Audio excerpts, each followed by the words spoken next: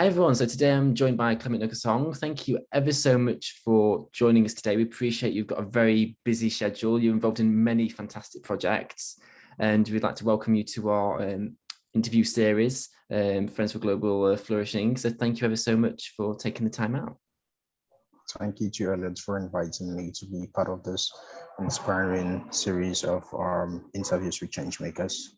You were like born in Cameroon, where there's like 90% of families who are dependent on farming. That seems like a very different region to what our viewers may be aware of over here in the UK, and indeed some of our international viewers as well. What is the region like, and how has this kind of like had an impact on you? I grew up in a very, very small rural community called Muyuka. And in Muyuka, many of the people that lived there were farmers. So they depended on peasants farming, and my parents were one of them. Although my parents had a job like primary school teachers, but they're, I would say, out of school, all what they did was farming. And so these typically made me to grow up in the farms. When I'd come back from school, I'd have to go to the farms to meet them. Sometimes growing up in this community gave me a sense of belonging, but when I left this community, I did realize like how much little we were dreaming about, how much the people in the community didn't dream of much. So my friends or peers in the community, I think education was not a priority because every single one of them were fully engaged in farming. So most families would prefer that the students help them out in the farms. When I left this community and lived in a different town, that was a very urban town. When I got there for the first time and stayed there for a couple of years, I began realizing how much of the opportunity gap is. So a lot of students in Yaoundé, which is the capital of Cameroon and where I stayed at the moment, were exposed to so much opportunities. Is that kind of like what led to your like volunteering? You've been involved in a lot of volunteering projects. I noticed one is something called Open Dreams. What does Open Dreams involve, and how is that like shaping your local community? When I identified this sort of gap, I started with myself. I started trying to implement something myself.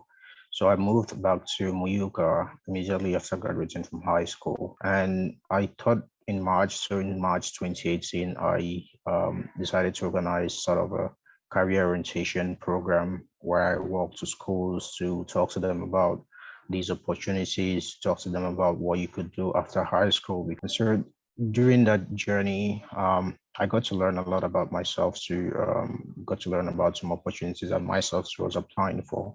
And while applying for that, I was sharing with others too and encouraging them to apply. So that's how my volunteering role started. So in one of the conferences that I would attend to get knowledge and disseminate to others, I got to meet the country director of the nonprofit organization called Open Dreams. And basically, they were doing what I've been doing, but on a much larger scale and very structured because they had the funding, they had the resources, and they were supporting students across two regions in Cameroon. So Open Dreams is a nonprofit organization that supports high achieving low income students to get access to quality education home and abroad by empowering them with tools and resources that need to apply for college admissions. A few months later, I also landed my scholarship. So I found a school at Chegg University in Ghana on a fully funded MasterCard Foundation scholarship. And my work with nonprofit has helped several other young people to gain fully funded scholarships to the US, to the UK, to some of the most prestigious universities. There's some crisis-ridden regions in where you live, and like what sorts of the conflicts are being faced over there, and how do you see your like non-profit work progressing in overcoming those? I'll give you some background about the crisis happening now in my region. So Cameroon is a bilingual country. Many people do not know that. Many people consider it as a French-speaking country because the majority of the population that speaks French. And we have, out of the 10 regions in Cameroon, we have two English-speaking regions, which is about sums up to about 5 million people, and we have the rest of the population, about 21 million people who are speaking French. So over the years, there have been this cry of marginalization of the English-speaking people, and one of the things that have been, or one of the sectors that have been really affected by this crisis is education sector.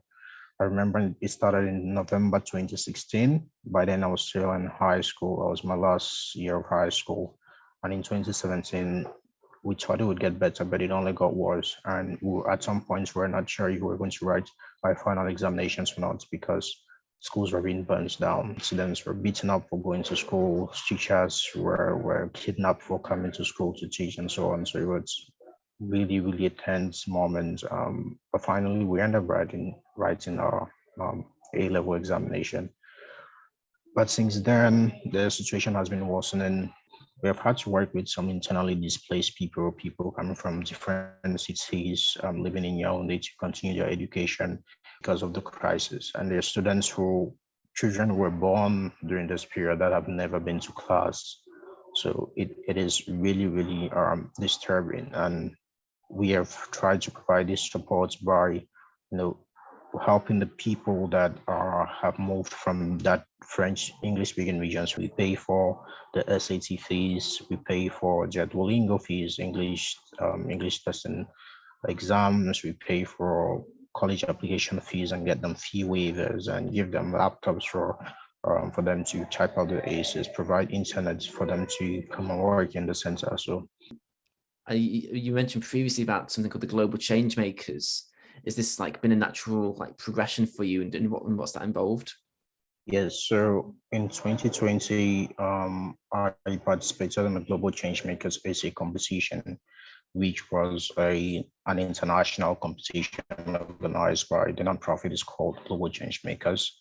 So basically, they wanted young people to share stories that could inspire other young people to get active as change makers, to share stories of people leading change, to talk about something that inspires them. And during the essay, so I wrote about was sort of an autobiography, how I left Moyuka and got into Open Dreams, and how my work with young people in the sector of education has helped many other young people get access to quality education. And I turned out to be one of 3 winners selected from more than 300 plus entries from across 30 plus countries. Being one of the winners, I had a scholarship to get in touch with the organization and study at their.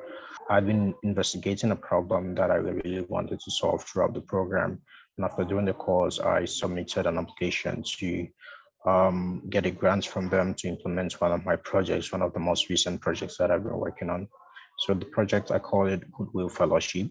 And basically the aim of the project is to get young people who have an interest in creating change, but do not know how to go about creating that change. We want to support them with the resources and the tools that they need for them to be able to create change in their communities. And finally, what would you be your top tip for another change maker, not say in your community, but like a general change maker? If you bumped into them, what would you give them as your parting advice? My personal advice would be to network, to reach out to people. To be honest, I've had a lot of support from total strangers. And if you don't reach out to people, if people don't know about your story, if people don't know what you're doing, it's very likely they are not going to help you. So my top tip would be to reach out to people. That is amazing advice, and thank you ever so much for sharing all your insights today. I've definitely gained a lot from it, and I'm sure our audience has gained a lot from this conversation as well. It's been a real pleasure, so thank you ever so much for joining us today.